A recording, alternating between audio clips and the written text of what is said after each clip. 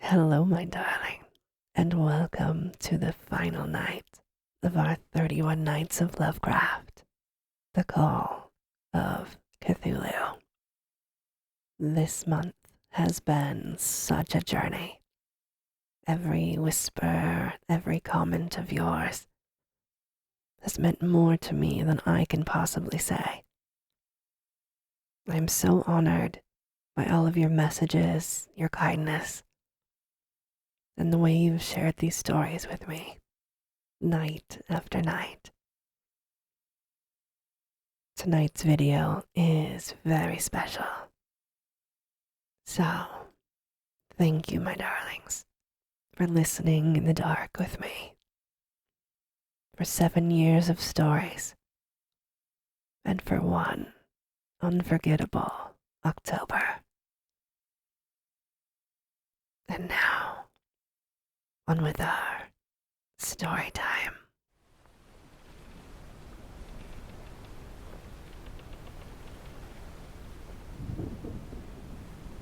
Of such great powers, or beings, there may be conceivably a survival. A survival of a hugely remote period when consciousness was manifested, perhaps, in shapes and forms long since withdrawn before the tide of advancing humanity. Forms of which poetry and legend alone have caught a flying memory and called them gods, monsters, mythical beings of all sorts and kinds. Algernon Blackwood.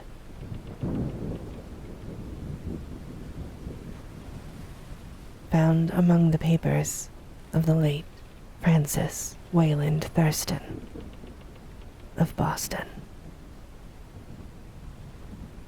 Part 1. The Horror in Clay. The most merciful thing in the world, I think, is the inability of the human mind to correlate all its contents. We live on a placid island of ignorance, in the midst of black seas of infinity, and it was not meant that we should voyage far. The sciences, each straining in its own direction, have hitherto harmed us little. But someday, the piecing together of disassociated knowledge will open up such terrifying vistas of reality and of our frightful position therein, that we shall either go mad from the revelation or flee from the deadly light into the peace and safety of a new dark age. The Sophists have guessed at the awesome grandeur of the cosmic cycle, wherein our world and human race form transient incidents. They have hinted at strange survivals in terms which would freeze the blood, if not masked by a bland optimism. But it is not from them that there came the single glimpse of forbidden eons, which chills me when I think of it, and maddens me when I dream of it. That glimpse, like all dread glimpses of truth, flashed out from an accidental piecing together of separated things. In this case, an old newspaper item and the notes of a dead professor. I hope that no one else will accomplish this piecing out. Certainly, if I live, I shall never knowingly supply a link in so hideous a chain. I think that the professor, too, intended to keep silent regarding the part he knew, and that he would have destroyed his notes had not sudden death seized him. My knowledge of the thing began in the winter of 1926 to 27, with the death of my grand-uncle, George Gamel Engel, Professor Emeritus of Semitic Languages in Brown University, Providence, Rhode Island. Professor Engel was widely known as an authority on ancient inscriptions and had frequently been resorted to by the heads of prominent museums, so that his passing at the age of 92 may be recalled by many. Locally, interest was intensified by the obscurity of the cause of death. The professor had been stricken whilst returning from the Newport boat, falling suddenly, as witnesses said, after having been jostled by a nautical-looking man who had come from one of the strange dark courts on the precipitous hillside, which formed a shortcut from the waterfront to the deceased's home in William Street. Physicians were unable to find any visible disorder, but concluded, after perplexed debate, that some obscure lesion of the heart, induced by the brisk ascent of so steep a hill by so elderly a man, was responsible for his end. At the time, I saw no reason to dissent from this dictum, but latterly, I am inclined to wonder, and more than wonder. As my grand-uncle's heir and executor, for he died a childless widower, I was expected to go over his papers with some thoroughness, and for that purpose moved his entire set of files and boxes to my quarters in Boston. Much of the material which I correlated will be later published by the American Archaeological Society. But there was one box which I found exceedingly puzzling, and which I felt much averse from showing to other eyes. It had been locked, and I did not find the key until it occurred to me to examine the personal ring which the professor carried always in his pocket. Then, indeed, I succeeded in opening it, but when I did so, seemed only to be confronted by a greater and more closely locked barrier. For what could be the meaning of the strange clay bas-relief and the disjointed jottings, ramblings, and cuttings which I found? Had my uncle in his later years become credulous of the most superficial impostures? I resolved to search out the eccentric sculptor responsible for this apparent disturbance of an old man's peace of mind. The bas-relief was a rough rectangle, less than an inch thick, and about 5 by 6 inches in area, obviously of modern origin. Its designs, however, were far from modern in atmosphere and suggestion. For although the vagaries of cubism and futurism are many and wild, they do not often reproduce that cryptic regularity which lurks in prehistoric writing.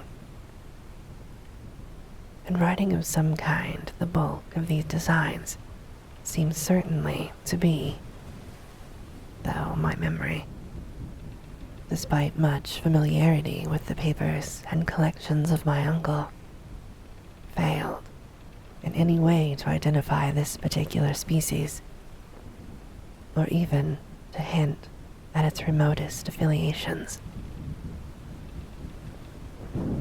Above these apparent hieroglyphics was a figure of evidently pictorial intent, though its impressionistic execution forbade a very clear idea of its nature.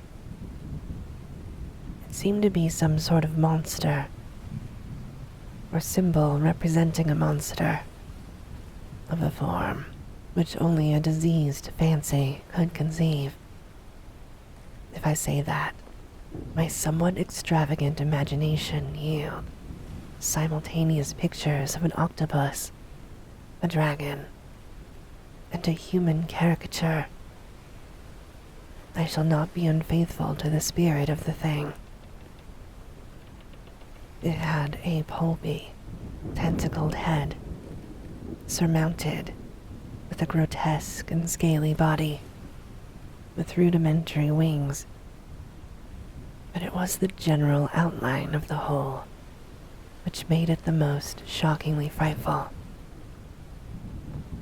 For behind the figure was a vague suggestion of a cyclopean architectural background. The writing accompanying this oddity was, aside from a stack of press cuttings, in Professor Engel's most recent hand, and made no pretense to literary style. What seemed to be the main document was headed Cthulhu Cult, in characters painstakingly printed to avoid the erroneous reading of a word so unheard of.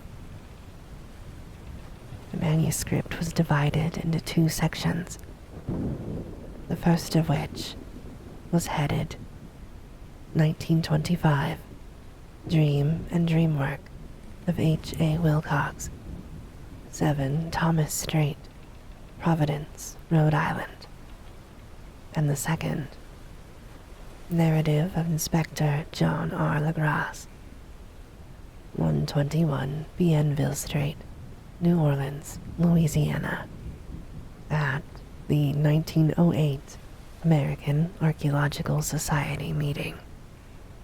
Notes on same, and Professor Webb's account. The other manuscript papers were all brief notes, some of them accounts of the strange dreams of different persons, some of them citations from theosophical books and magazines, notably W. Scott Eliot's Atlantis and the Lost Lemuria, and the rest comments on long-surviving secret societies and hidden cults, with references to passages in such mythological and anthropological sourcebooks as Fraser's Golden Bough and Miss Murray's Witch Cult in Western Europe. The cuttings largely alluded to outre mental illnesses and outbreaks of group folly or mania in the spring of 1925.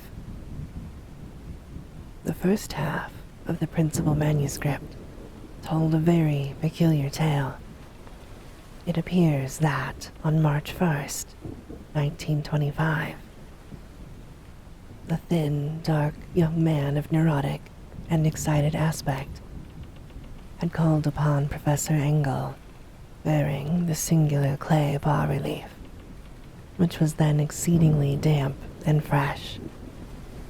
His card bore the name of Henry Anthony Wilcox, and my uncle had recognized him as the youngest son of an excellent family, slightly known to him, who had latterly been studying sculpture at the Rhode Island School of Design, and living alone at the Fleur-de-Lis building near that institution.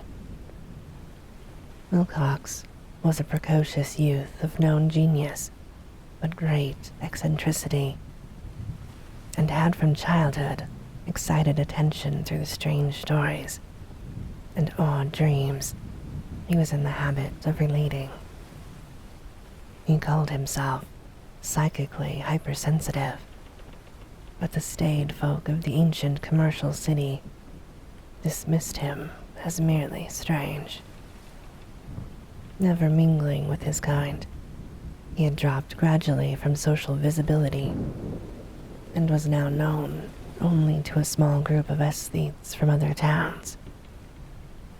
Even the Providence Art Club, anxious to preserve its conservatism, had found him quite hopeless. On the occasion of the visit, ran the professor's manuscript. The sculptor abruptly asked for the benefit of his host's archaeological knowledge in identifying the hieroglyphics on the bas-relief. He spoke in a dreamy, stilted manner, which suggested pose and alienated sympathy, and my uncle showed some sharpness in replying. For the conspicuous freshness of the tablet implied kinship with anything but archaeology. Young Wilcox's rejoinder, which impressed my uncle enough to make him recall and record it verbatim, was one of a fantastically poetic cast, which must have typified his whole conversation, and which I have since found highly characteristic of him. He said, "It is new, indeed, for I made it last night in a dream of strange cities, and dreams are older than brooding Tyr, or the contemplative Sphinx, or garden-girdled Babylon." It was then that he began that rambling tale, which suddenly played upon a sleeping memory and won the fevered interest of my uncle. There had been a slight earthquake tremor that night before, the most considerable felt in New England for some years, and Wilcox's imagination had been keenly affected. Upon retiring, he had had an unprecedented dream of great cyclopean cities, of titan locks and sky-flung monoliths, all dripping with green ooze and sinister with latent horror. Hieroglyphics had covered the walls and pillars, and from some undetermined point below had come a voice that was not a voice, a chaotic sensation which only fancy could transmute into sound, but which he attempted to render by the almost unpronounceable jumble of letters: Cthulhu, Vatagan. This verbal jumble was the key to the recollection which excited and disturbed Professor Engel. He questioned the sculptor with scientific minuteness and studied with almost frantic intensity the bas-relief on which the youth had found himself working, chilled and clad only in his night clothes. When waking had stolen bewilderingly over him, my uncle blamed his old age, Wilcox afterward said, for his slowness in recognizing both hieroglyphics and pictorial design. Many of his questions seemed highly out of place to his visitor, especially those which tried to connect the latter with strange cults or societies, and Wilcox could not understand the repeated promises of silence which he was offered in exchange for an admission of membership into some widespread mystical or paganly religious body. When Professor Engel became convinced that the sculptor was indeed ignorant of any cult or system of cryptic lore, he besieged his visitor with demands for future reports of dreams.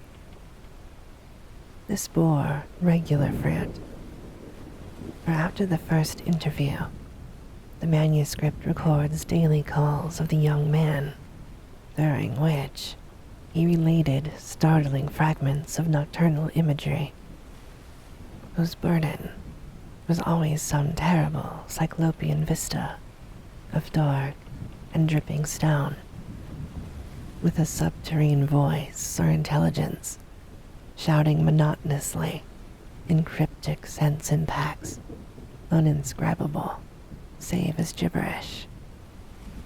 The two sounds most frequently repeated are those rendered by the letters Cthulhu and Rolye. On March 23rd, the manuscript continued.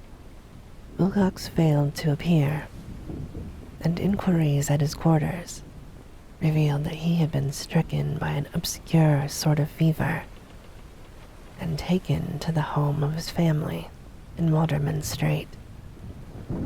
He had cried out in the night, arousing several other artists in the building, and had manifested since only alternations of unconsciousness and delirium.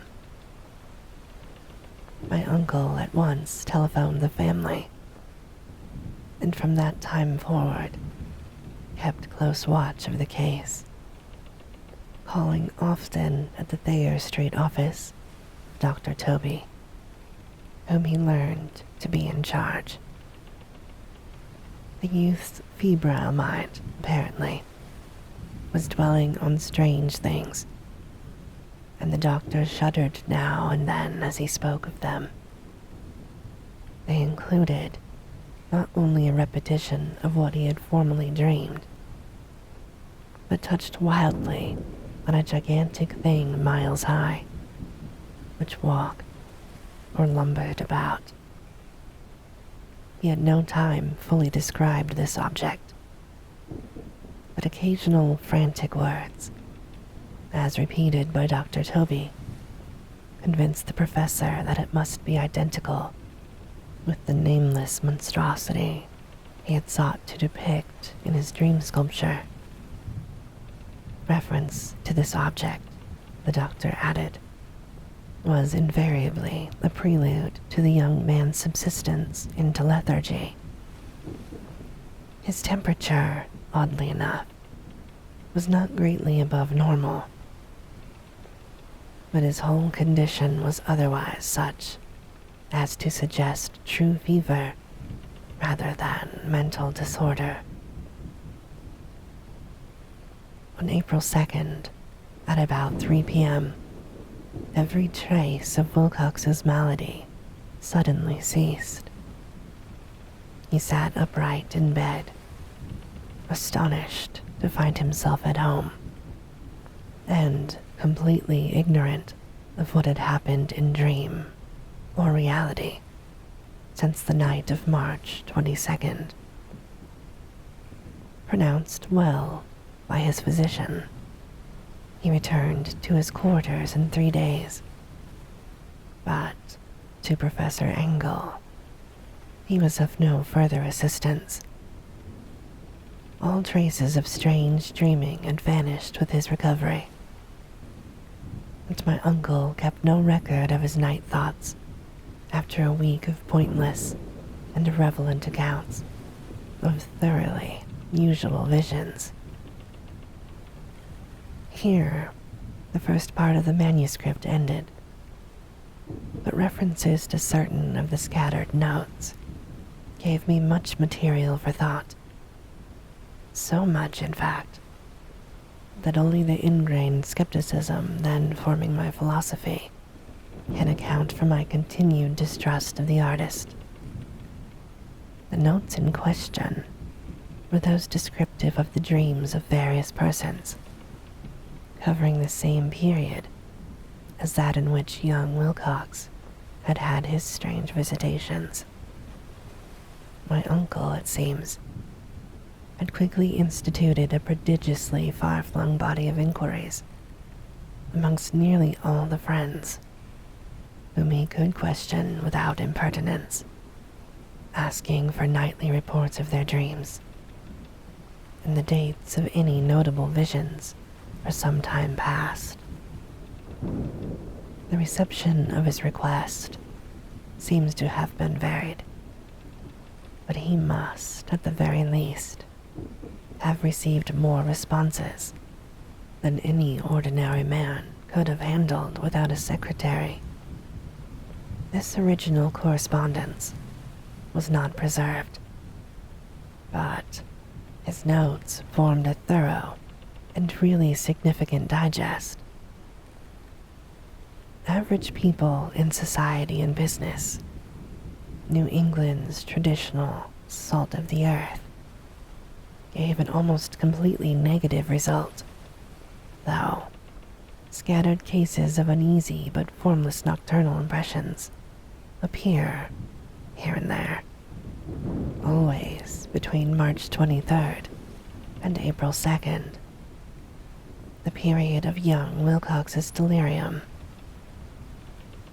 Scientific men were little more affected, though 4 cases of vague description suggest furtive glimpses of strange landscapes, and in one case, there is mentioned a dread of something abnormal. It was from the artists and poets that the pertinent answers came, and I know that panic would have broken loose had they been able to compare notes. As it was, lacking their original letters, I have suspected the compiler of having asked leading questions, or of having edited the correspondence in corroboration of what he had latently resolved to see. That is why I continued to feel that Wilcox, somehow cognizant of the old data which my uncle had possessed, had been imposing on the veteran scientist. These responses from aesthetes told a disturbing tale. From February 28th to April 2nd, a large proportion of them had dreamed very bizarre things, the intensity of the dreams being immeasurably the stronger during the period of the sculptor's delirium. Over a fourth of those who reported anything reported scenes and half-sounds not unlike those which Wilcox had described, and some of the dreamers confessed acute fear of the gigantic nameless thing visible toward the last. One case, which the note describes with emphasis, was very sad. The subject, a widely known architect with leanings toward theosophy and occultism, went violently insane on the date of the young Wilcox's seizure, and expired several months later after incessant screamings to be saved from some escaped denizen of hell. Had my uncle referred to these cases by name, instead of merely by number, I should have attempted some corroboration and personal investigation. But as it was, I succeeded in tracing down only a few. All of these, however, were out the notes in full. I have often wondered if all of the objects of the professor's questioning felt as puzzled as did this fraction.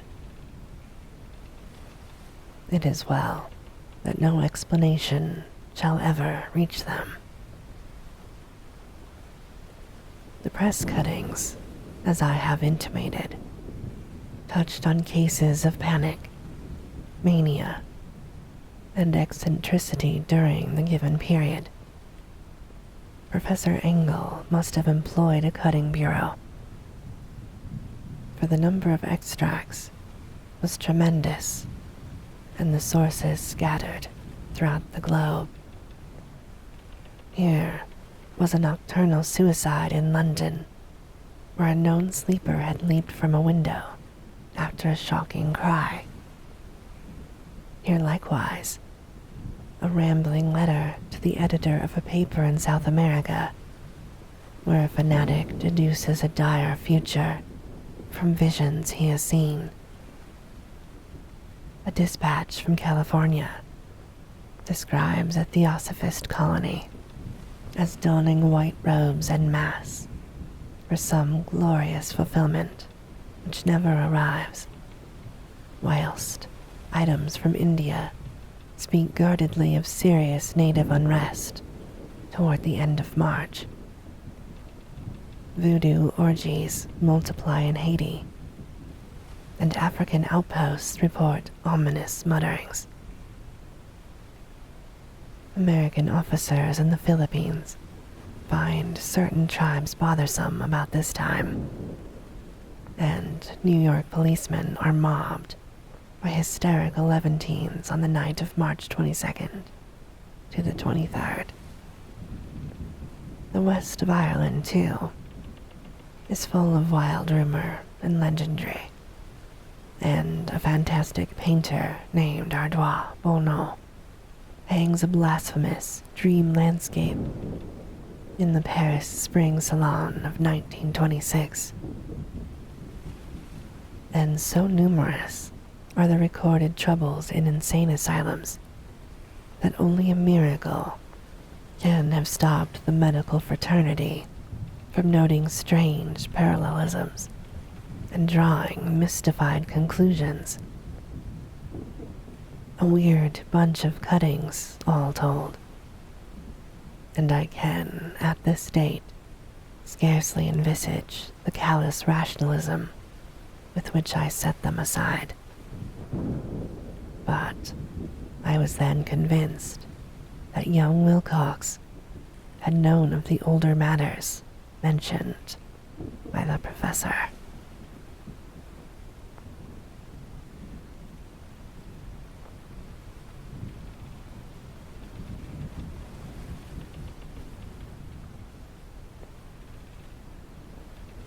Part 2. The Tale of Inspector Legrasse. The older matters, which had made the sculptor's dream and bas-relief so significant to my uncle, formed the subject of the second half of his long manuscript. Once before, it appears, Professor Engel had seen the hellish outlines of the nameless monstrosity, puzzled over the unknown hieroglyphics, and heard the ominous syllables which can be rendered only as Cthulhu. And all this in so stirring and horrible a connection that it is small wonder he pursued young Wilcox with queries and demands for data. The earlier experience had come in 1908, 17 years before, when the American Archaeological Society held its annual meeting in St. Louis. Professor Engel, as befitted one of his authority and attainments, had had a prominent part in all the deliberations, and was one of the first to be approached by the several outsiders who took advantage of the convocation to offer questions for correct answering and problems for expert solution. The chief of these outsiders, and in a short time the focus of interest for the entire meeting, was a commonplace-looking middle-aged man who had traveled all the way from New Orleans for certain special information unattainable from any local source. His name was John Raymond Legrasse, and he was by profession an inspector of police. With him, he bore the subject of his visit, a grotesque, repulsive, and apparently very ancient stone statuette, whose origin he was at a loss to determine. It must not be fancied that Inspector Legrasse had the least interest in archaeology. On the contrary, his wish for enlightenment was prompted by purely professional considerations. Statuette, idol, fetish, or whatever it was, had been captured some months before in the wooded swamps south of New Orleans during a raid on a supposed voodoo meeting. And so singular and hideous were the rites connected with it that the police could not but realize that they had stumbled on a dark cult totally unknown to them and infinitely more diabolic than even the blackest of the African voodoo circles. Of its origin, apart from the erratic and unbelievable tales extorted from the captured members, absolutely nothing was to be discovered. Hence, the anxiety of the police for any antiquarian lore which might help them to place the frightful symbol and through it track down the cult to its fountainhead. Inspector Legrasse was scarcely prepared for the sensation which his offering created. One sight of the thing had been enough to throw the assembled men of science into a state of tense excitement, and they lost no time in crowding around him to gaze at the diminutive figure whose utter strangeness and air of genuinely abysmal antiquity hinted so potently at unopened and archaic vistas. No recognized school of sculpture had animated this terrible object, yet centuries and even thousands of years seemed recorded in its dim and greenish surface of unplaceable stone.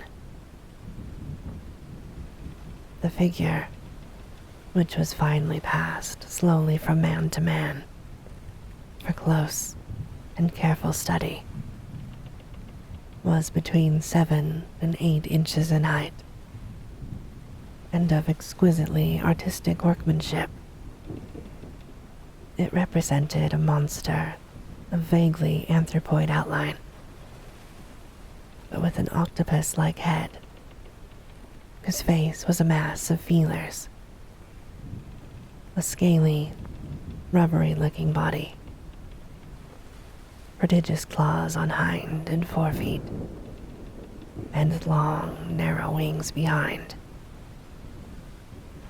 This creature, which seemed instinct with a fearsome and unnatural malignancy, was of a somewhat bloated corpulence, and squatted evilly on a rectangular block or pedestal covered with undecipherable characters. The tips of the wings touched the back edge of the block. The seat occupied the center, whilst the long, curved claws of the doubled-up, crouching hind legs gripped the front edge and extended a quarter of the way down toward the bottom of the pedestal.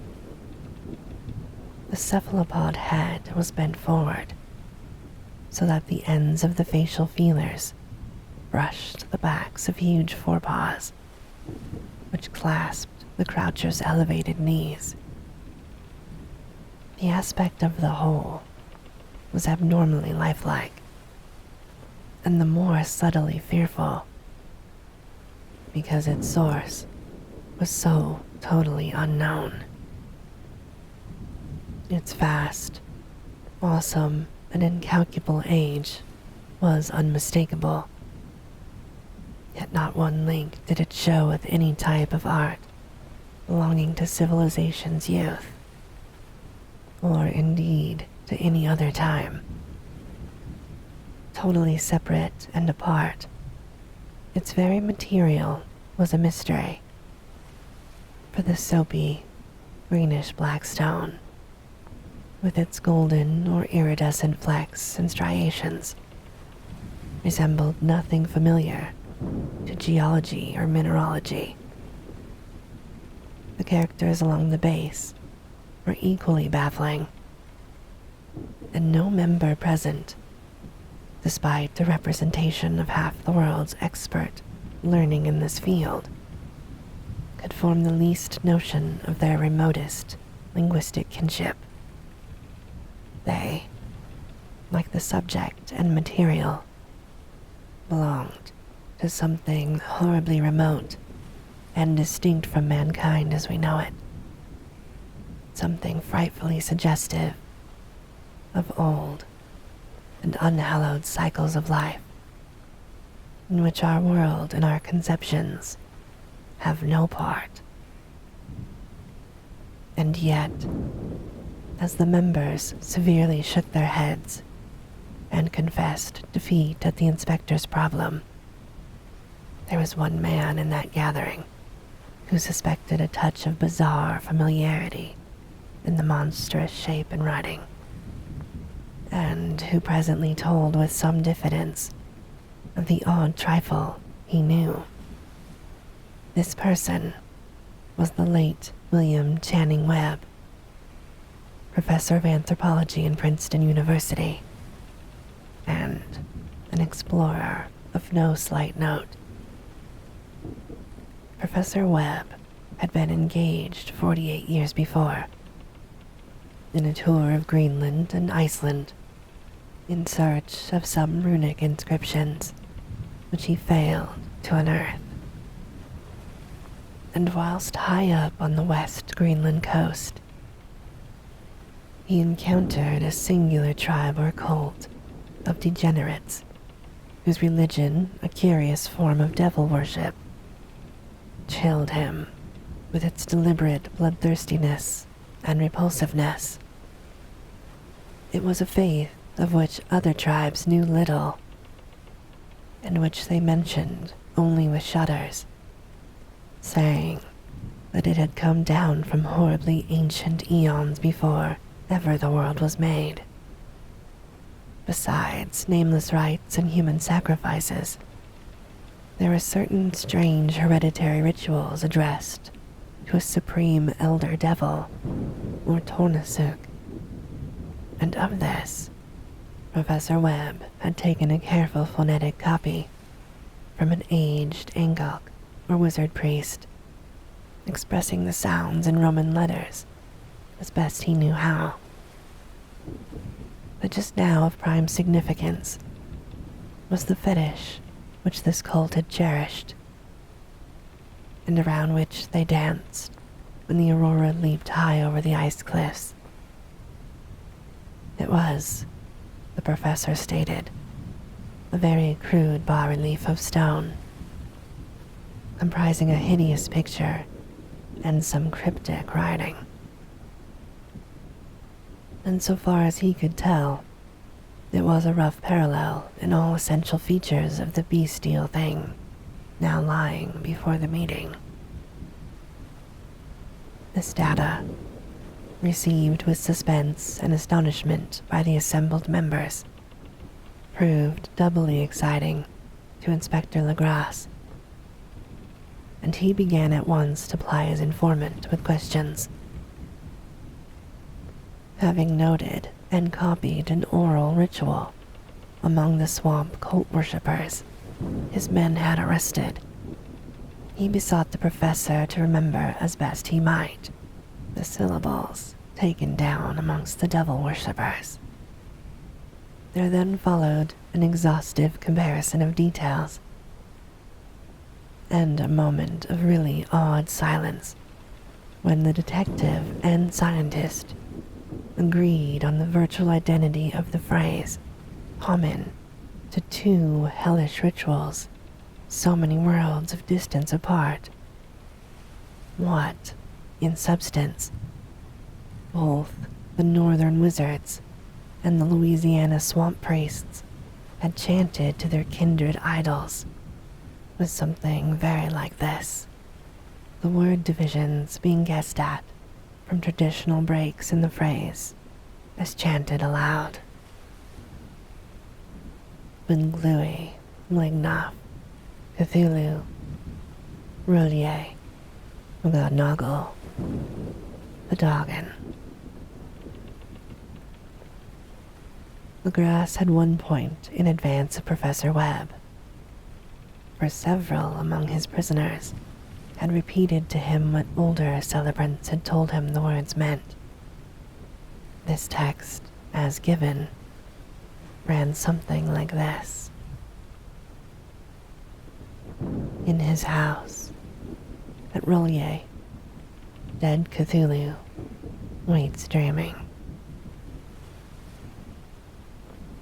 And now, in response to a general and urgent demand, Inspector Legrasse related as fully as possible his experience with the swamp worshippers, telling a story to which I could see my uncle attached profound significance.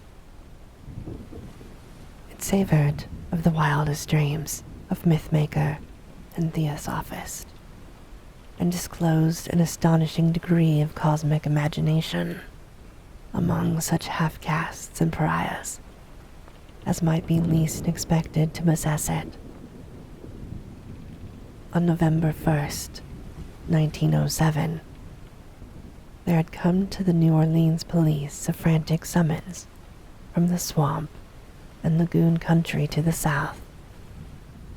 The squatters there, mostly primitive but good-natured descendants of Lafitte's men, were in the grip of stark terror from an unknown thing which had stolen upon them in the night.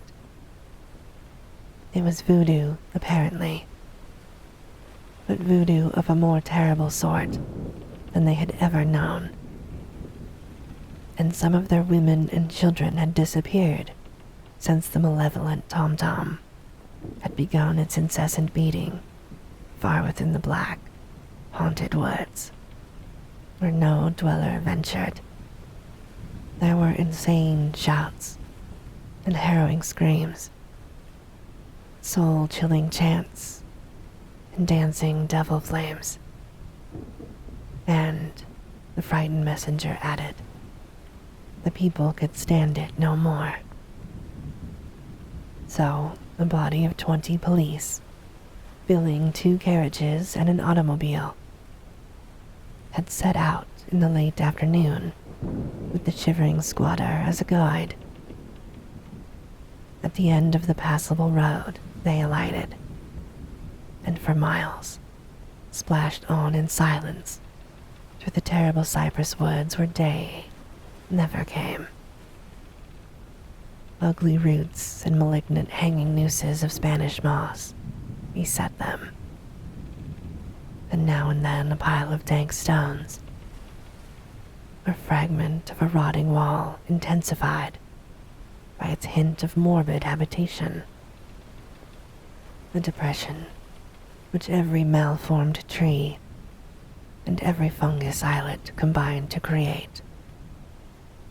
At length, the squatter settlement, a miserable huddle of huts, hove in sight, and hysterical dwellers ran out to cluster around the group of bobbing lanterns.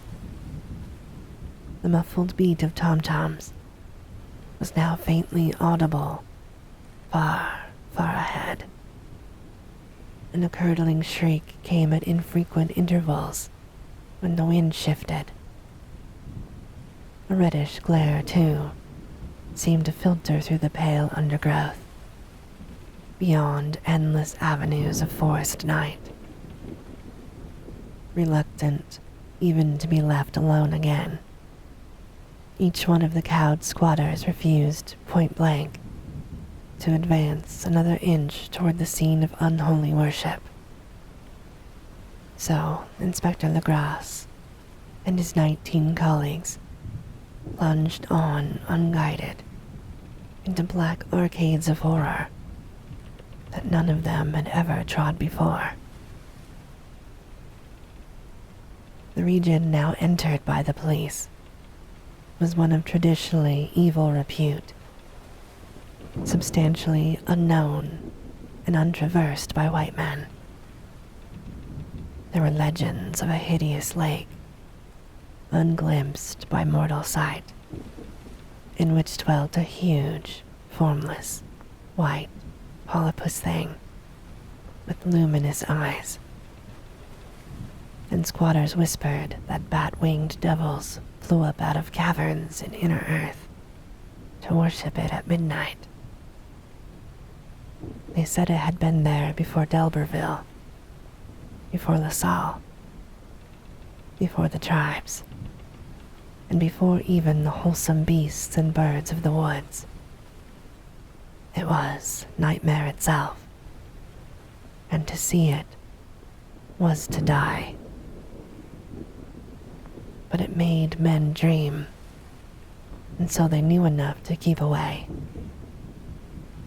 The present voodoo orgy was, indeed, on the merest fringe of this abhorred area, but that location was bad enough. Hence, perhaps, the very place of the worship had terrified the squatters more than the shocking sounds and incidents.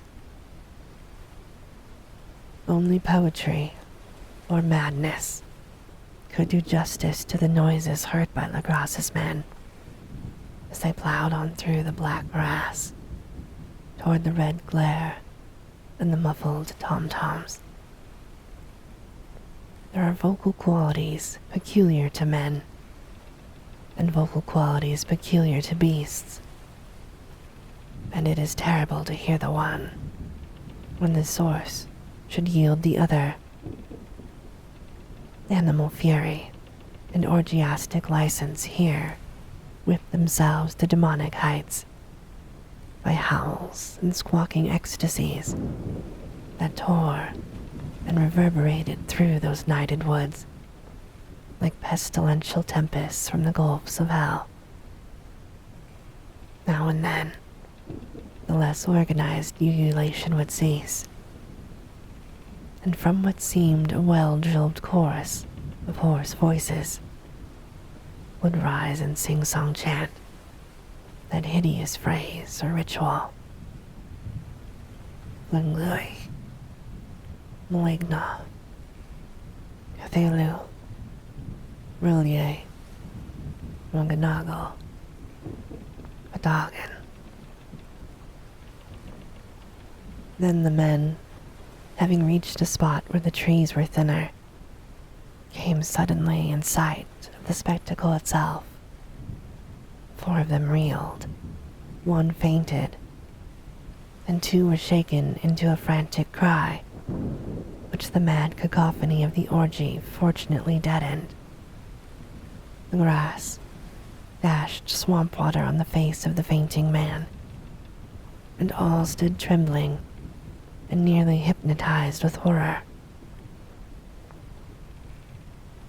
In a natural glade of the swamp stood a grassy island of perhaps an acre's extent, clear of trees and tolerably dry. On this now leaped and twisted a more indescribable horde of human abnormality than any but a simi or an anguilla could paint.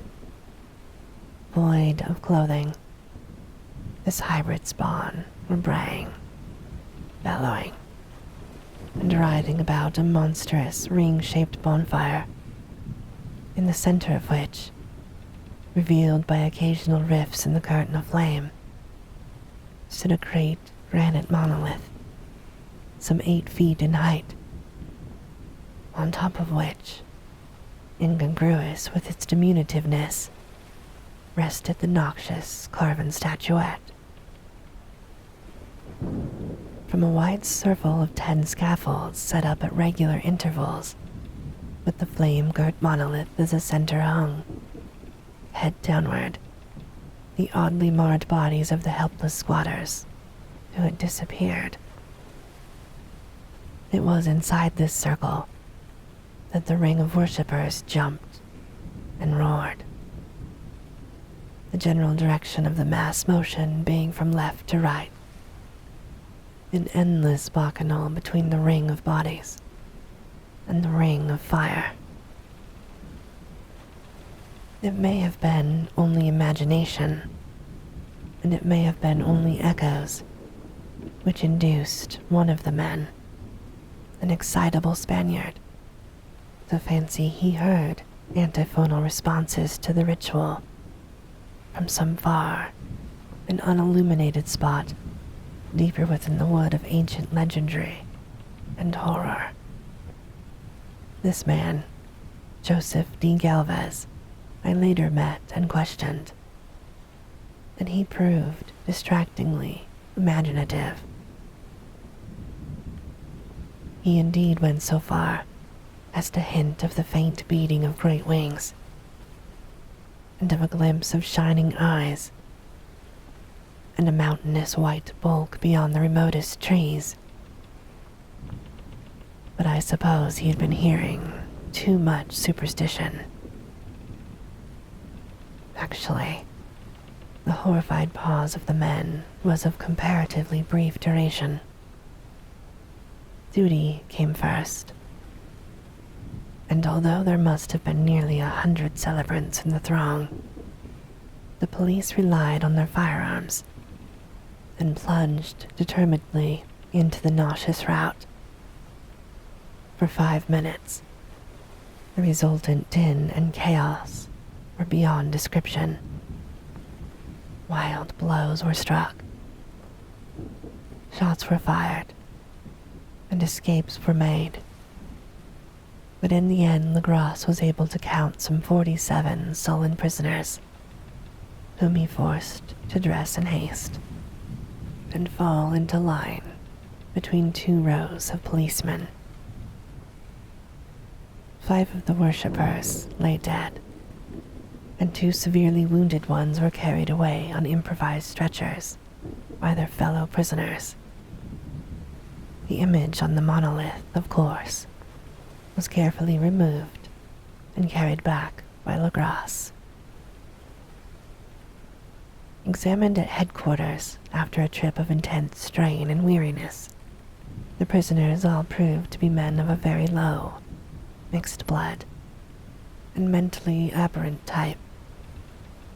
Most were seamen, and a sprinkling of other races, largely West Indians and Portuguese from the Cape Verde Islands, and they were known for voodooism to the heterogeneous cult. But before many questions were asked, it became manifest that something far deeper and older than fetishism was involved. Degraded and ignorant as they were, the prisoners held with surprising consistency to the central idea of their loathsome faith. They worshipped, so they said, the great old ones, who lived ages before there were any men, and who came to the young world out of the sky. Those old ones were gone now, inside the earth and under the sea, but their dead bodies had told their secrets in dreams to the first men, who formed a cult which had never died.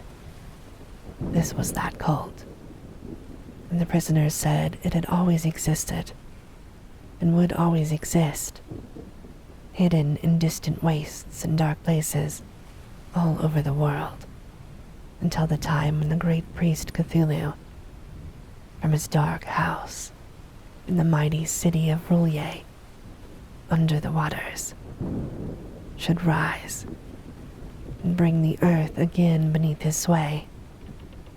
Someday he would call, when the stars were ready, and the secret cult would always be waiting to liberate him. Meanwhile, no more must be told. There was a secret which even torture could not extract. Mankind was not absolutely alone among the conscious things of earth, for shapes came out of the dark to visit the faithful few. But these were not the great old ones.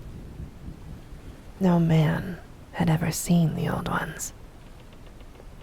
The carven idol was great Cthulhu, but none might say whether or not the others were precisely like him. No one could read the old writing now, but things were told by word of mouth. The chanted ritual was not the secret. That was never spoken aloud, only whispered. The chant meant only this: in his house at Roulier, dead Cthulhu waits dreaming. Only 2 of the prisoners were found sane enough to be hanged, and the rest were committed to various institutions.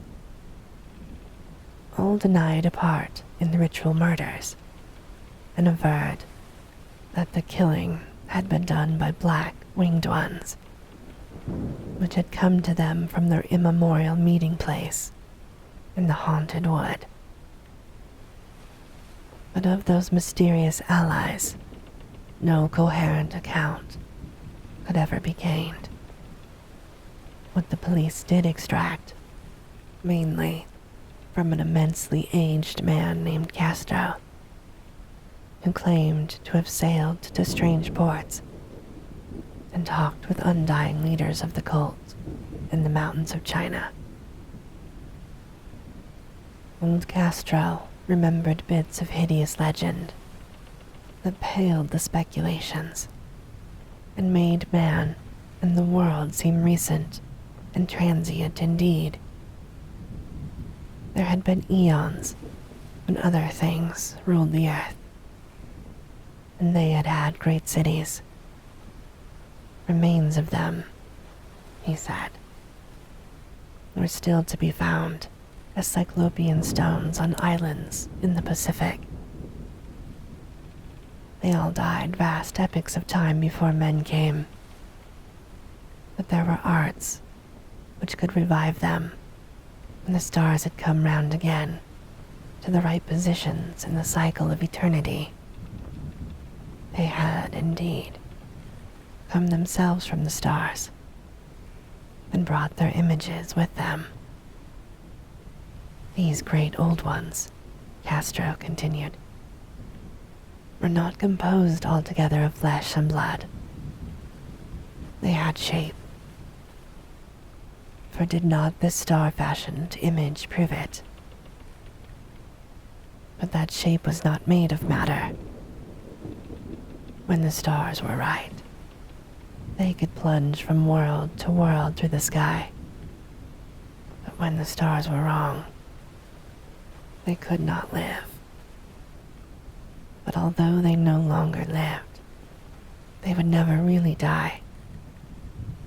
They all lay in stone houses in their great city of Roulier, preserved by the spells of mighty Cthulhu for glorious resurrection when the stars and the earth might once more be ready for them.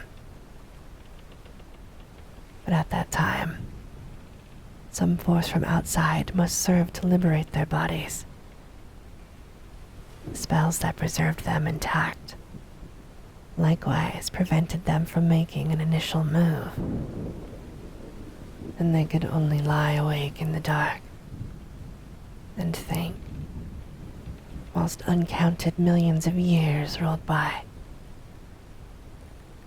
They knew all that was occurring in the universe, but their mode of speech was transmitted thought. Even now, they talked in their tombs.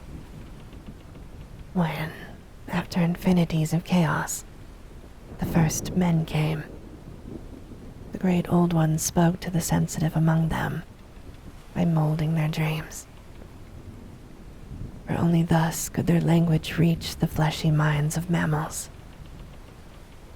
Then, whispered Castro, those first men formed the cult around small idols, which the great ones showed them. Idols brought in dim eras from dark stars. That cult would never die until the stars came right again, and the secret priests would take great Cthulhu from his tomb to revive his subjects and resume his rule of Earth.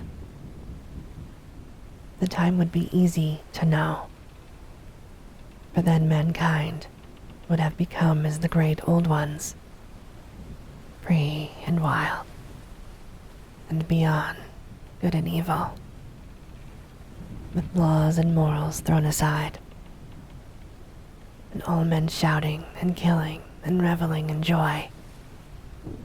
Then the liberated old ones would teach them the new ways to shout and kill and revel and enjoy themselves,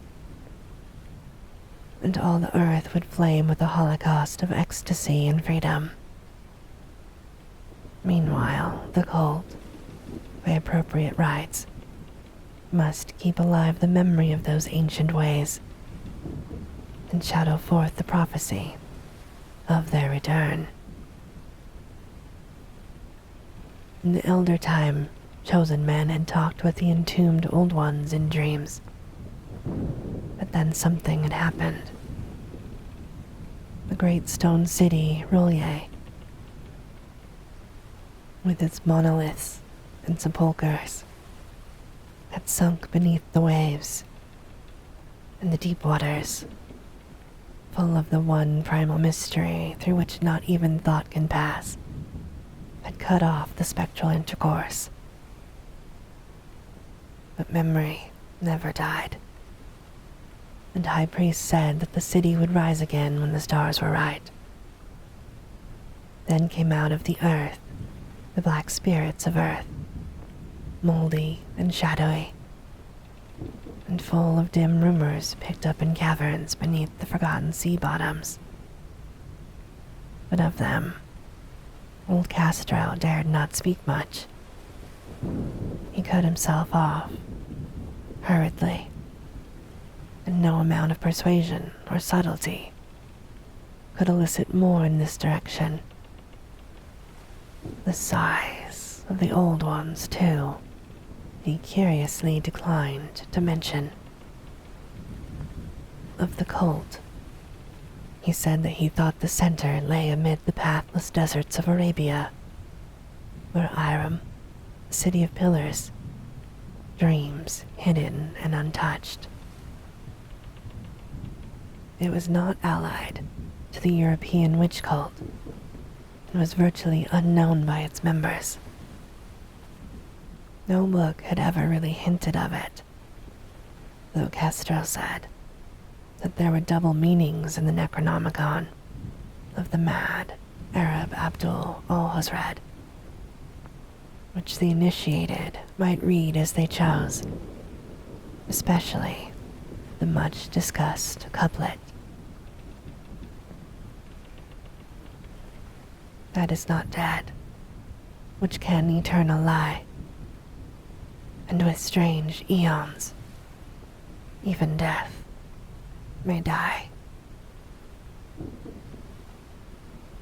Legrasse, deeply impressed and not a little bewildered, had inquired in vain concerning the historic affiliations of the cult.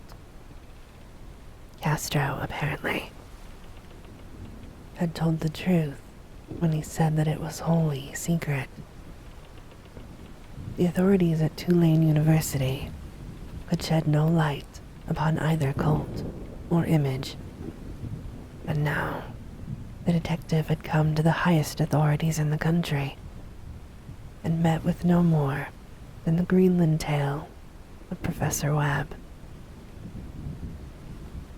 The feverish interest aroused at the meeting by Legrasse's tale, corroborated as it was by the statuette, is echoed in the subsequent correspondence of those who attended, although scant mention occurs in the formal publications of the society.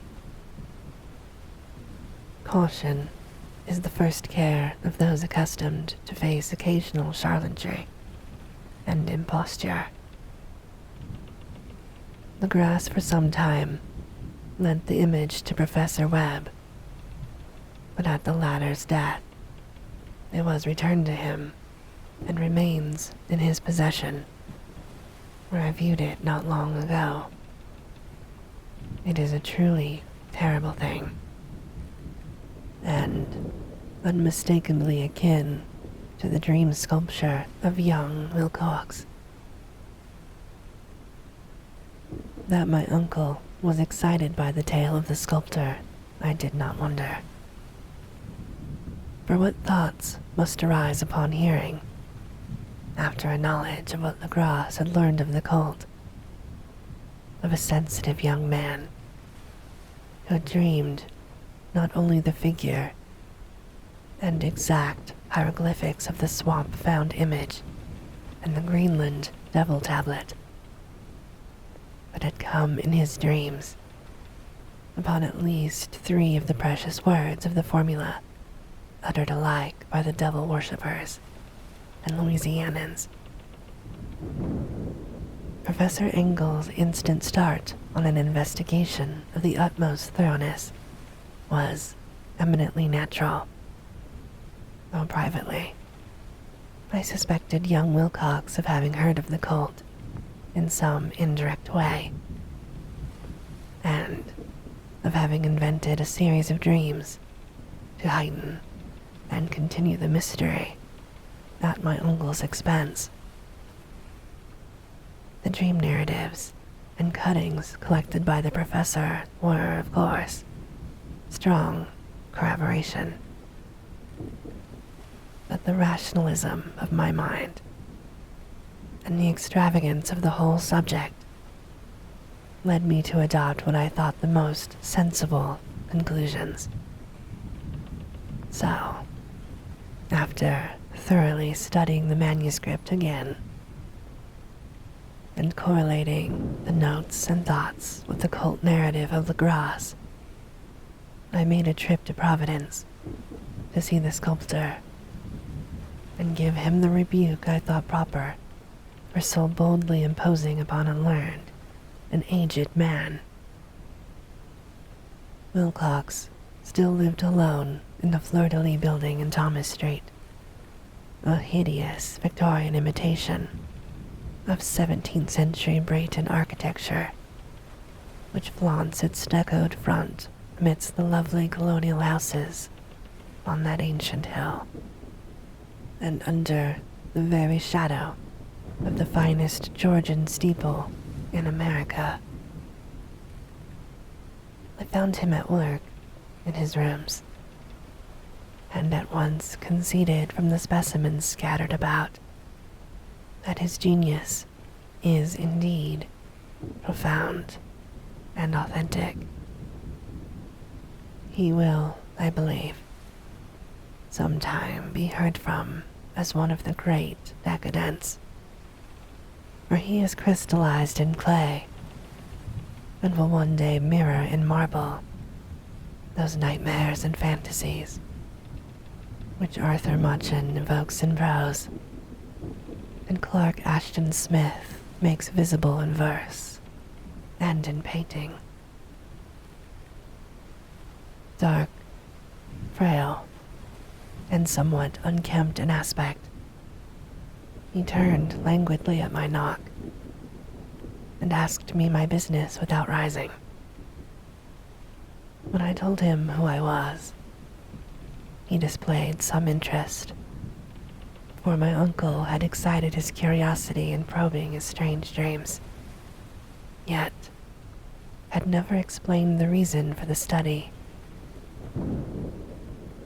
I did not enlarge his knowledge in this regard, but sought with some subtlety to draw him out. In a short time, I became convinced at his absolute sincerity, for he spoke of the dreams in a manner none could mistake. They, and their subconscious residuum, had influenced his art profoundly, and he showed me a morbid statue whose contours almost made me shake with the potency of its black suggestion.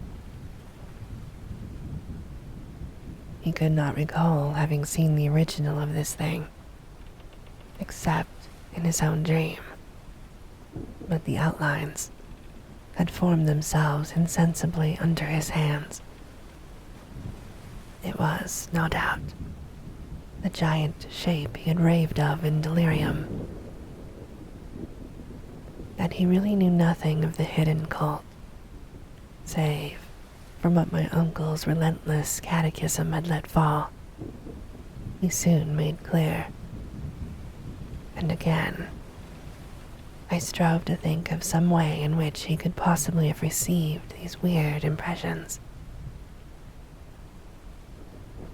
He talked of his dreams in a strangely poetic fashion, making me see with terrible vividness the damp cyclopean city of slimy green stone, whose geometry, he oddly said, was all wrong. And to hear with frightened expectancy the ceaseless, half-mental calling from underground, Cthulhu, a doggin. Cthulhu, a doggin. These words had formed part of that dread ritual which told of the dead Cthulhu's dream vigil in his stone vault at Roulier, and I felt deeply moved despite my rational beliefs. Wilcox, I was sure, had heard of the cult in some casual way, and had soon forgotten it amidst the mass of his equally weird reading and imaginings. Later, by virtue of its sheer impressiveness, it had found subconscious expression in his dreams, in the bas-relief, in the terrible statue I now beheld, so that his imposture upon my uncle had been a very innocent one. The youth was of a type, at once slightly affected, slightly ill-mannered, which I could never like. But I was willing enough now to admit both his genius and his honesty.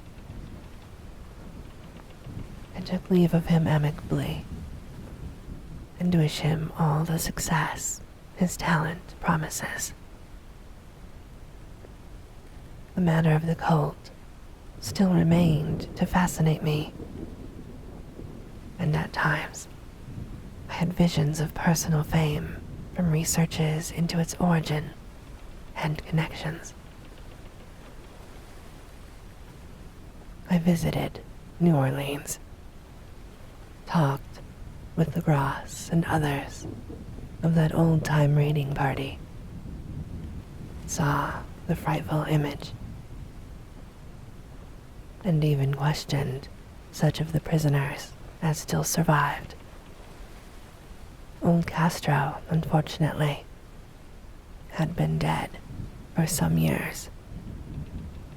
What I now heard so graphically at first hand, though it was really no more than a detailed confirmation of what my uncle had written, excited me afresh, for I felt sure that I was on the track of a very real, very secret, and very ancient religion, whose discovery would make me an anthropologist of note. My attitude was still one of absolute materialism, as I wish it still were, and I discounted with almost inexplicable perversity the coincidence of the dream notes and odd cuttings collected by Professor Engel. One thing I began to suspect, which I now fear I know, is that my uncle's death was far from natural.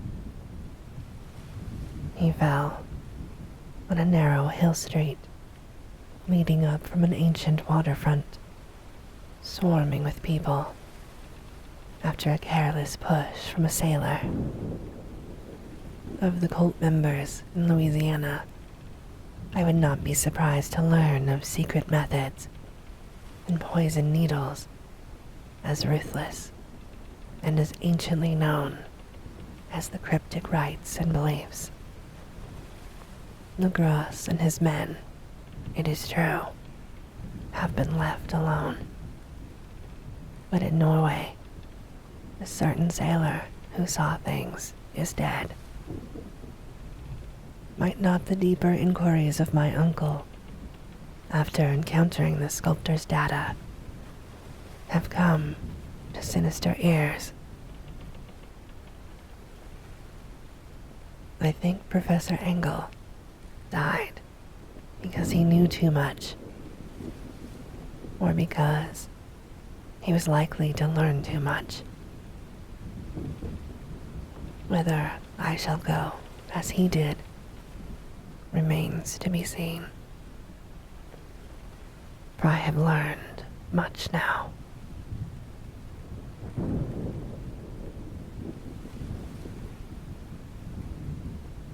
Part 3. The Madness from the Sea.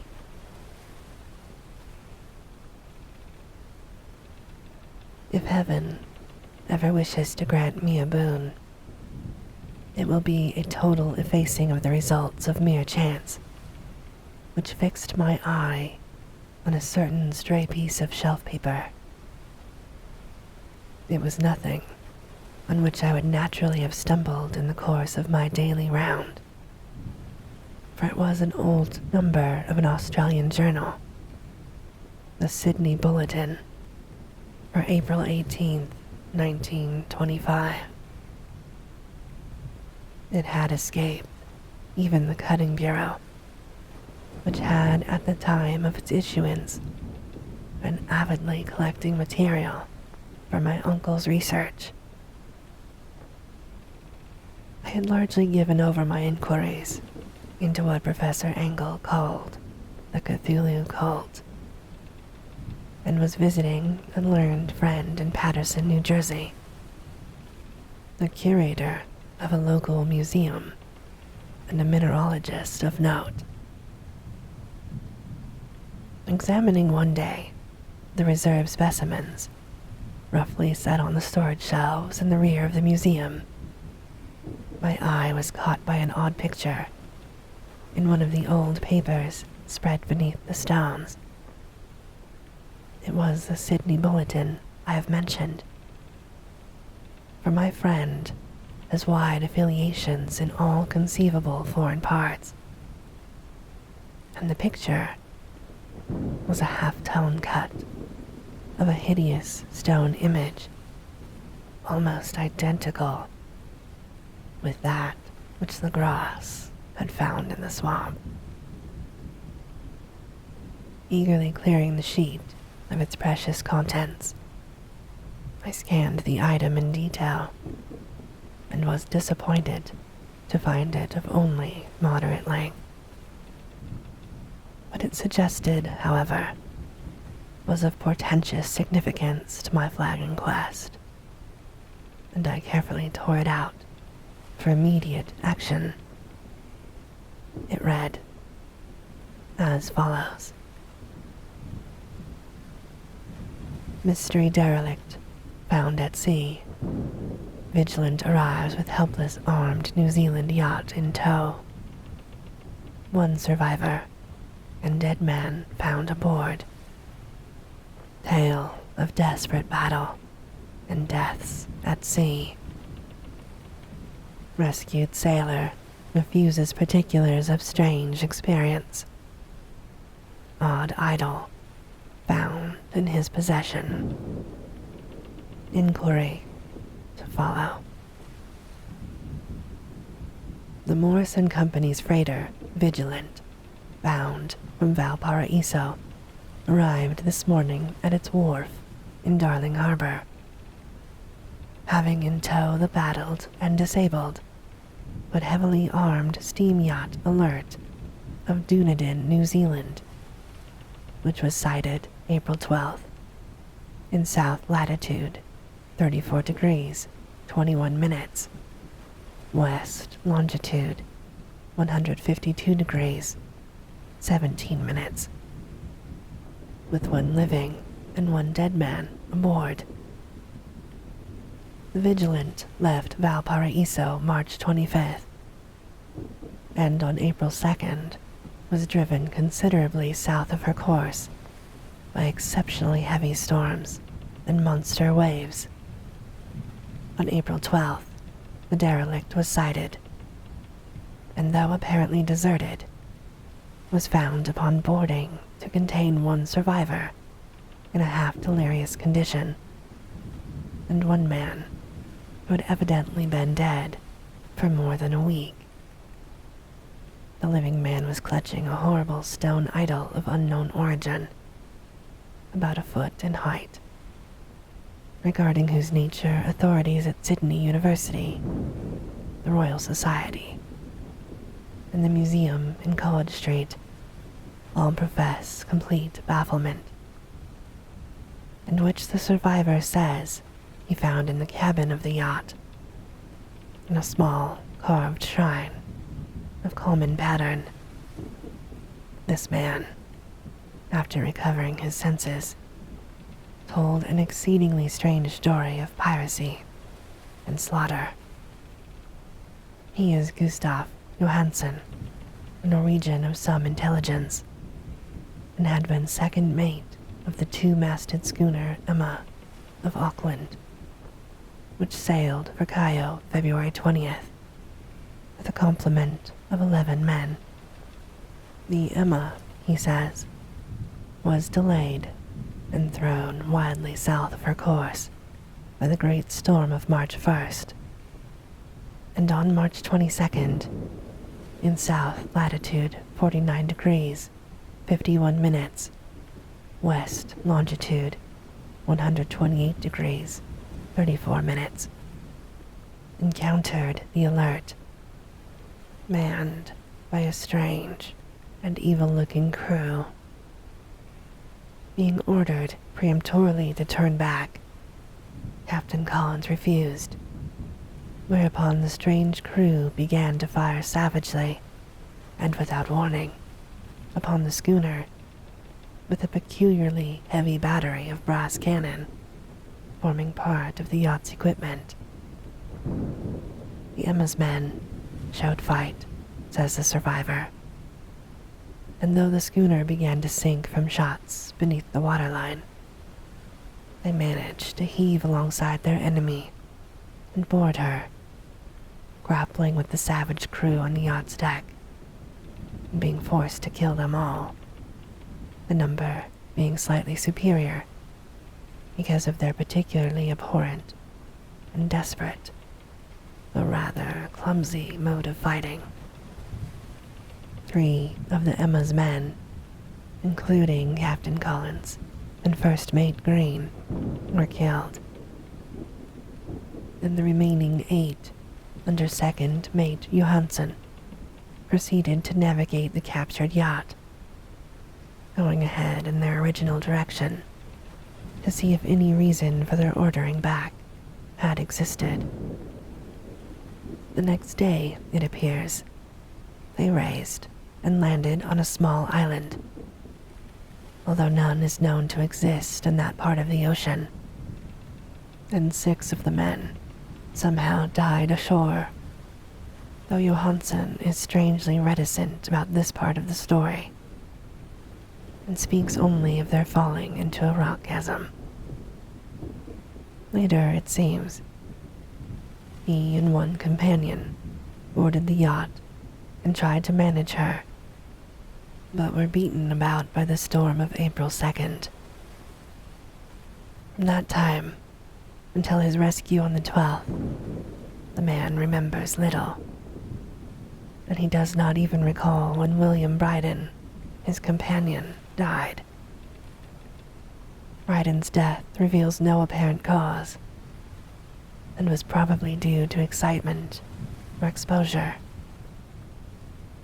cable advices from Dunedin report that the Alert was well known there as an island trader and bore an evil reputation among the waterfront.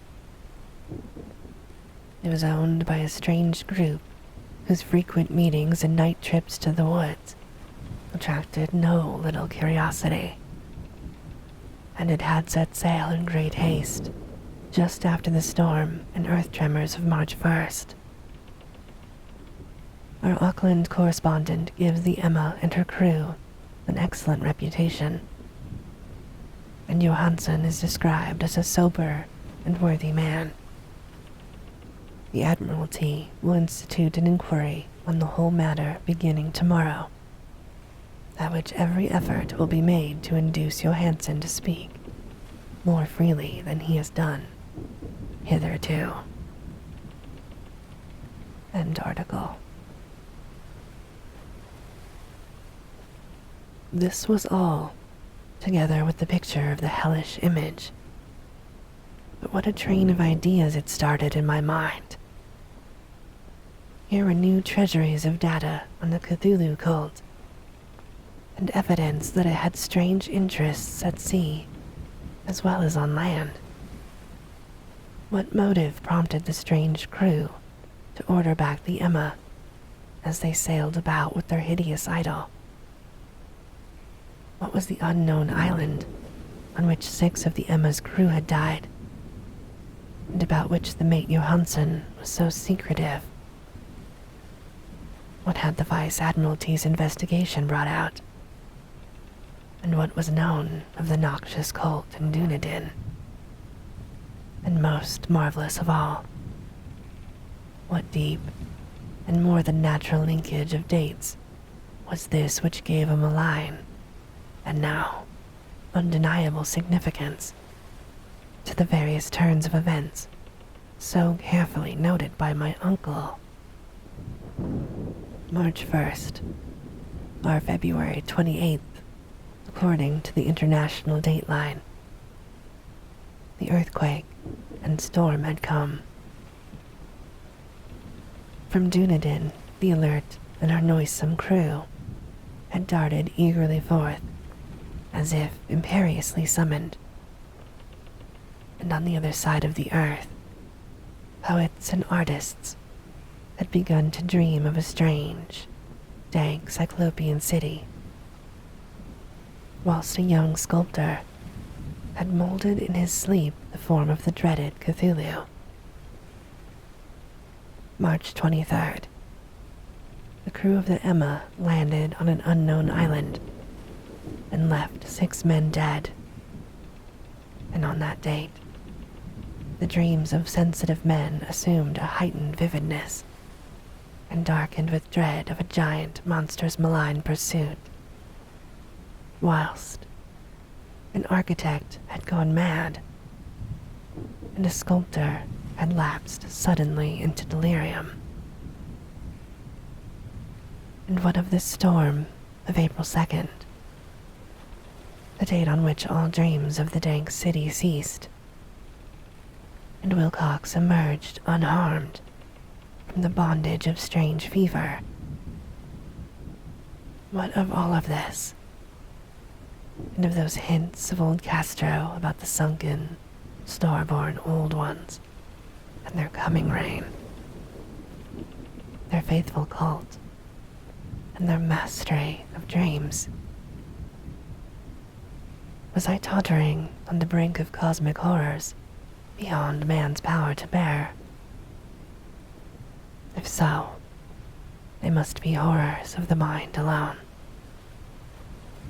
For in some way, the 2nd of April had put a stop to whatever monstrous menace had begun its siege of mankind's soul. That evening, after a day of hurried cabling and arranging, I bade my host adieu and took a train to San Francisco. In less than a month, I was in Dunedin, where, however, I found that little was known of the strange cult members, who had lingered in the old sea taverns. Waterfront scum was far too common for special mention, though there was vague talk about one inland trip these monsters had made, during which faint drumming and red flame were noted on the distant hills. In Auckland, I learned that Johansson had returned with yellow hair turned white after a perfunctory and inconclusive questioning at Sydney, and had thereafter sold his cottage in West Street and sailed with his wife to his old home in Oslo. Of his stirring experience, he would tell his friends no more than he had told the Admiralty officials, and all they could do was to give me his Oslo address. After that, I went to Sydney and talked profitlessly with seamen and members of the Vice Admiralty Court. I saw the Alert, now sold and in commercial use, at Circular Quay in Sydney Cove, but gained nothing from its non-committal bulk. The crouching image, with its cuttlefish head, dragon body, scaly wings, and hieroglyphed pedestal, was preserved in the museum at Hyde Park, and I studied it long and well, finding in a thing of balefully exquisite workmanship, and with the same utter mystery, terrible antiquity, and unearthly strangeness of material which I had noted in Legrasse's smaller specimen. Geologists, the curator told me, had found it a monstrous puzzle, for they vowed that the world held no rock like it.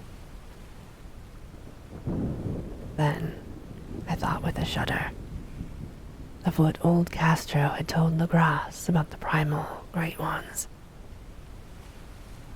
They had come from the stars, and had brought their images with them. Shaken with such a mental revolution as I had never known before, I now resolved to visit Mate Johansson in Oslo. Sailing for London, I re-embarked at once for the Norwegian capital, and one autumn day landed at the Twin Wharves in the shadow of the Edgeburg. Johansson's address, I discovered, lay in the old town of King Harold Hardrada, which kept alive the name of Oslo during all the centuries that the greater city masqueraded as Christiana. I made the brief trip by taxicab and knocked with palpitant heart at the door of a neat and ancient building with plastered front. A sad-faced woman in black answered my summons, and I was stung with disappointment when she told me in halting English that Gustav Johansson was no more. He had not survived his return, said his wife, for the doings at sea in 1925 had broken him.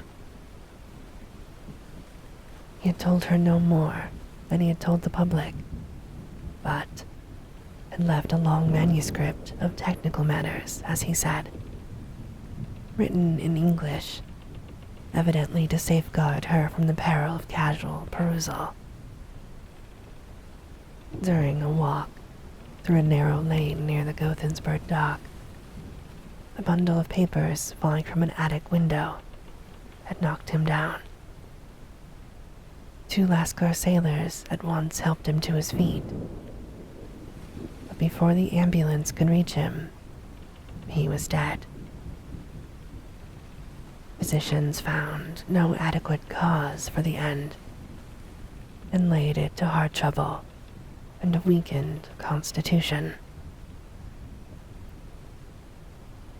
I now felt gnawing at my vitals. That dark terror, which will never leave me until I, too, am at rest, accidentally or otherwise.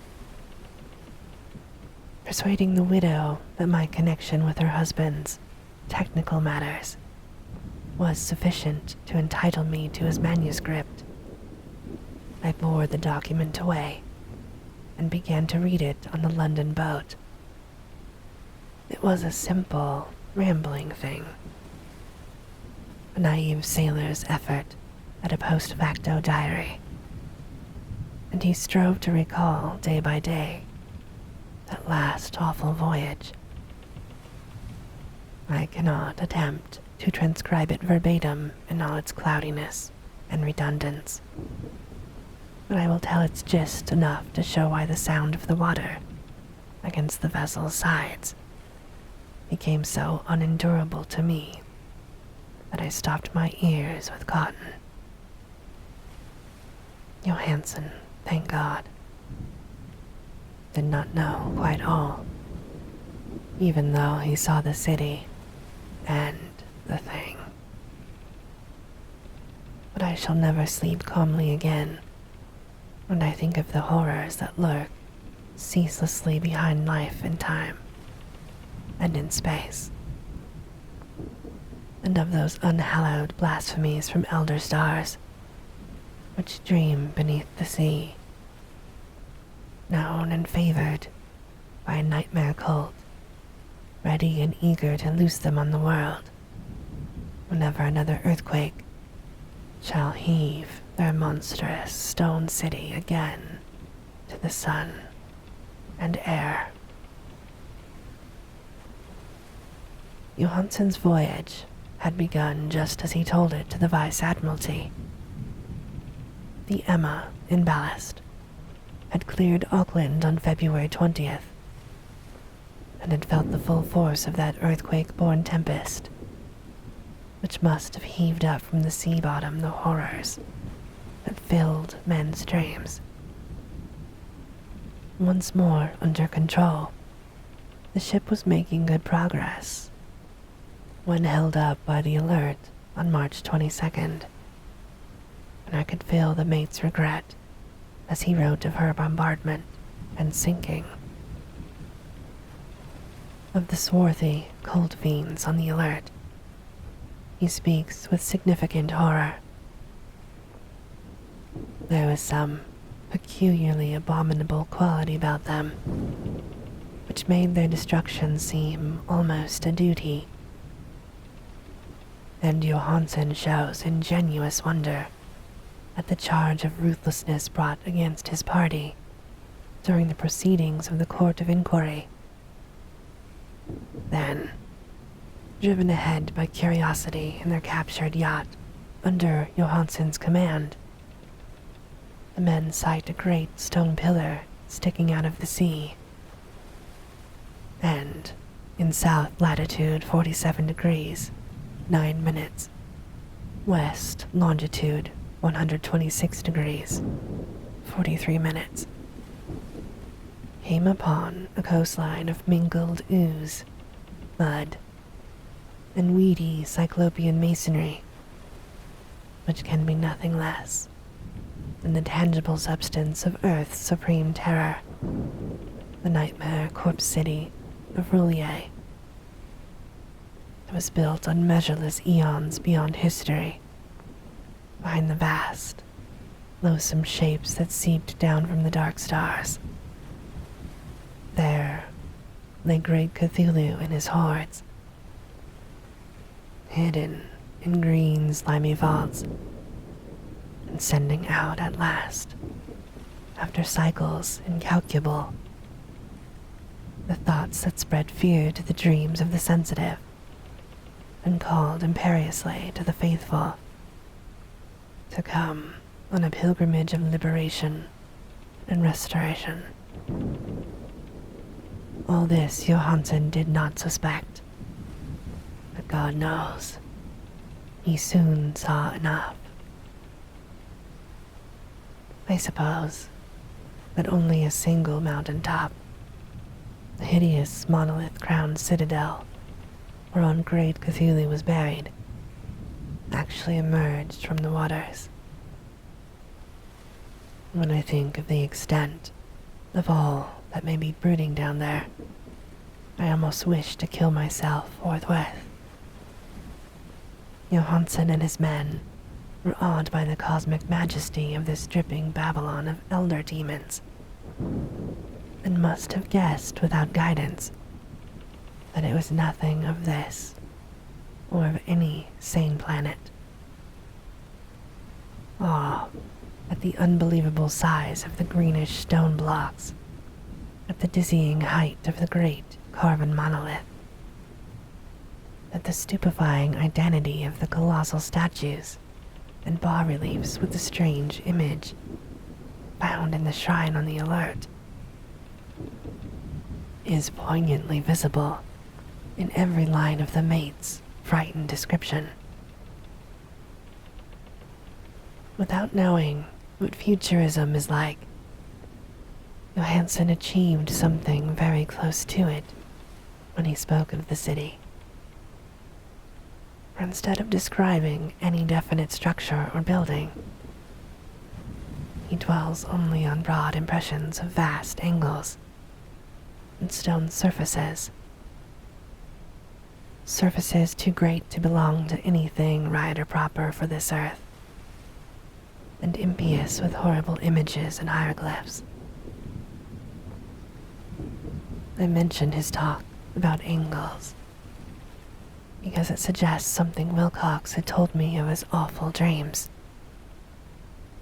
He had said that the geometry of the dream place he saw was abnormal, non-Euclidean, and loathsomely redolent of spheres and dimensions apart from ours. Now, an unlettered sailor felt the same thing, whilst gazing at the terrible reality. Johansen and his men landed at a sloping mud bank on this monstrous acropolis and clambered up over titan, oozy blocks, which could have been no mortal staircase. The very sun of heaven seemed distorted when viewed through the polarizing miasma welling out from the sea-soaked perversion, and twisted menace and suspense lurked leeringly in those crazily elusive angles of carven rock, where a second glance showed concavity after the first showed convexity. Something very like fright had come over all of the explorers before anything more definite than rock and ooze and weed was seen. Each would have fled had he not feared the scorn of the others, and it was only half-heartedly that they searched, vainly as it proved, for some portable souvenir to bear away. It was Rodriguez of Portugal who climbed up the foot of the monolith and shouted of what he had found. The rest followed him and looked curiously at the immense carved door with the now familiar squid dragon bas-relief. It was, Johansen said, like a great barn door, and they all felt that it was a door because of the ornate lintel, threshold, and jambs around it, though they could not decide whether it lay flat, like a trapdoor, or slantwise, like an outside cellar door. As Wilcox would have said, the geometry of the place was all wrong. One could not be sure that the sea and the ground were horizontal. Hence, the relative position of everything else seemed phantasmally variable. Bryden pushed at the stone in several places without result. Then Donovan felt over it delicately around the edge, pressing each point separately as he went. He climbed interminably along the grotesque stone molding. That is, one would call it climbing, if the thing was not, after all, horizontal. And the men wondered how any door in the universe could be so vast. Then, very softly and slowly, the anchor great panel began to give inward at the top, and they saw that it was balanced. Donovan slid, or somehow propelled himself down or along the jamb and rejoined his fellows. And everyone watched the strange recession of the monstrously carven portal. In this fantasy of prismatic distortion, it moved anomalously in a diagonal way, so that all the rules of matter and perspective seemed upset. The aperture was black, with a darkness almost material. That tenebrousness was indeed a positive quality, for it obscured such parts of the inner walls as ought to have been revealed, and actually burst forth like smoke from its eon-long imprisonment, visibly darkening the sun as it slunk away into the shrunken and gibbous sky on flapping membranous wings. The odor arising from the newly opened depths was tolerable, and at length the quick-eared Hawkins thought he heard a nasty, slopping sound down there. Everyone listened, and everyone was listening still when it lumbered sloveringly into sight and gropingly squeezed its gelatinous green immensity through the black doorway into the tainted outside air of that poison city of madness. Poor Johansen's handwriting almost gave out as he wrote of this. Of the 6 men who never reached the ship, he thinks 2 perished of pure fright in that accursed instant. The thing cannot be described. There is no language for such abysms of shrieking and immemorial lunacy, such eldritch contradictions of all matter, force, and cosmic order. A mountain that walked or stumbled. God, what wonder that across the earth a great architect went mad, and poor Wilcox raved with fever in that telepathic instant. The thing of the idols, the green, sticky spawn of the stars, had awaked to claim his own. The stars were right again, and what an age-old cult had failed to do by design, the band of innocent sailors had done by accident. After vigintillions of years, great Cthulhu was loose again, and ravening for delight. 3 men were swept up by the flabby claws before anybody turned. God rest them, if there be any rest in the universe. They were Donovan, Barrera, and Engstrom. Parker slipped as the other 3 were plunging frenziedly over endless vistas of green crust rock to the boat, and Johansen swears he was swallowed up by an angle of masonry which shouldn't have been there. An angle which was acute, but behaved as if it were obtuse. So only Bryden and Johansen reached the boat, and pulled desperately for the alert as the mountainous monstrosity flopped down the slimy stones. and hesitated, floundering at the edge of the water.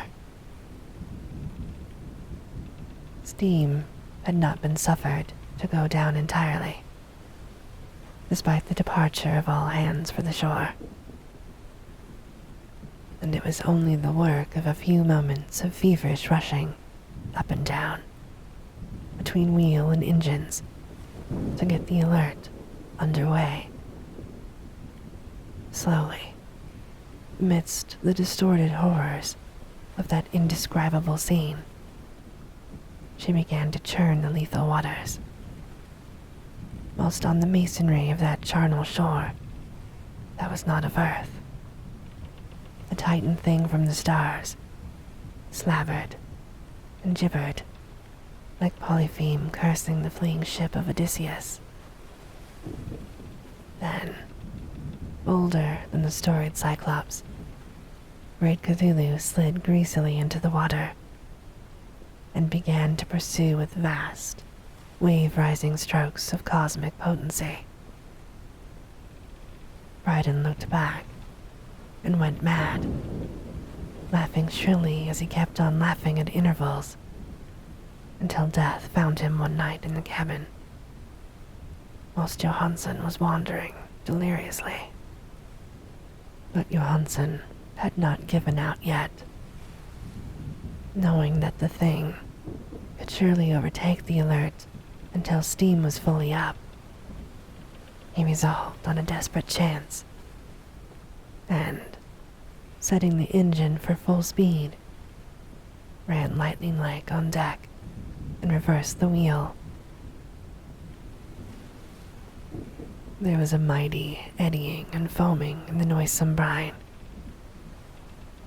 and as the steam mounted higher and higher, the brave Norwegian drove his vessel head-on against the pursuing jelly, which rose above the unclean froth like the stern of a demon galleon. The awful squid head, with writhing feelers, came nearly up the bowsprit of the sturdy yacht, but Johansen drove on relentlessly. There was a bursting, as of an explosive bladder, a slushy nastiness, as of a cloven sunfish, a stench, as of 1,000 open graves, and a sound that the chronicler would not put on paper. For an instant, the ship was befouled by an acrid and blinding green cloud, and then there was only a venomous seething astern, where, God in heaven, the scattered plasticity of that nameless sky spawn was nebulously recombining in its hateful original form, whilst its distance widened every second as the Alert gained impetus from its mounting steam. And that was all. After that, Johansen only brooded over the idol in the cabin and attended to a few matters of food for himself and the laughing maniac by his side. He did not try to navigate after the first bold flight, for the reaction had taken something out of his soul. Then came the storm of April 2nd, and a gathering of the clouds about his consciousness. There is a sense of spectral whirling through liquid gulfs of infinity, of dizzying rides through reeling universes on a comet's tail, and of hysterical plunges from the pit to the moon, and from the moon back to the pit, all livened by cachinating chorus of the distorted, hilarious elder gods, and the green, bat-winged mocking imps of Tartarus. Out of that dream came rescue.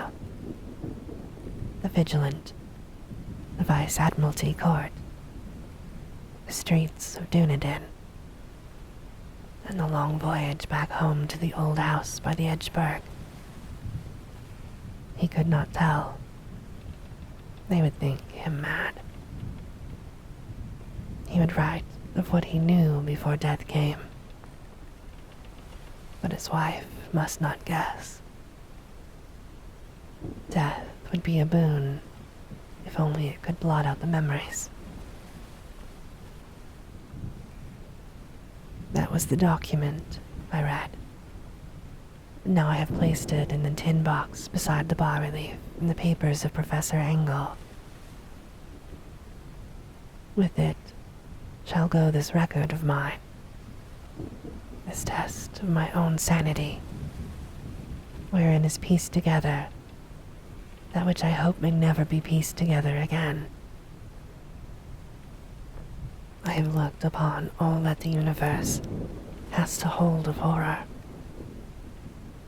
and even the skies of spring and the flowers of summer must ever afterward be poison to me. But I do not think my life will be long. As my uncle went, as poor Johansen went, so I shall go. I know too much, and the cult still lives. Cthulhu still lives too, I suppose. Again in that chasm of stone, which has shielded him since the sun was young. His accursed city is sunken once more, for the Vigilance sailed over the spot after the April storm.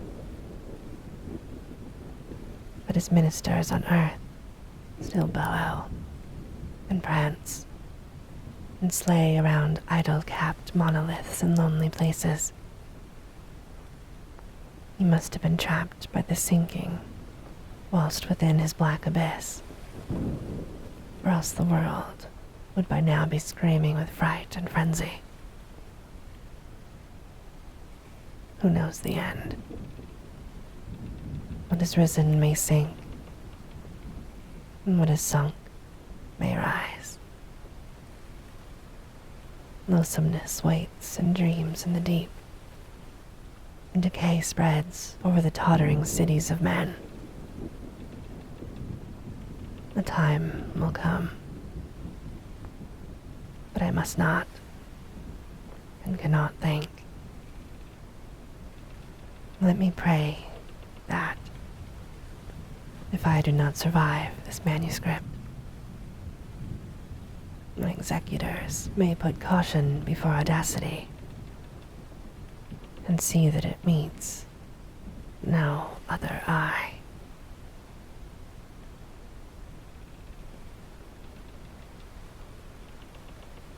And this, my darling, ends our story time for today.